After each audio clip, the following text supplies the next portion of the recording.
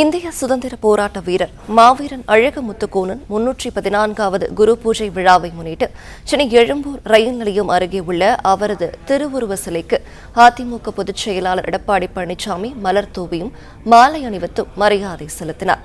விவரங்களை வழங்குகிறார் நம்முடைய செய்தியாளர் சுதாகர். சுதாகர், வணக்கம். இது பற்றிய கூடுதல் விவரங்களை பதிவு பண்ணலாம். வணக்கம். இந்திய சுதந்திர போராட்ட வீரர் மாவீரன் அழகு முத்துக்கோனின் 314வது குரு பூஜை விழா இன்று கொண்டாடப்படுகிறது. சென்னை எழும்பூர் ரயில் நிலையம் அருகே உள்ள சுதந்திர போராட்ட வீரர் மாவீரன் அழகு முத்துக்கோன் திருவுருவச் சிலைக்கு கீழே வைக்கப்பட்டுள்ள அவரது திருவுருவ படத்திற்கு எதிர்க்கட்சி தலைவரும் அதிமுக பொதுச் செயலாளருமான எடப்பாடி பழனிசாமி மாலை அணிவித்து மலர்தூவி மரியாதை செலுத்தி வருகிறார்.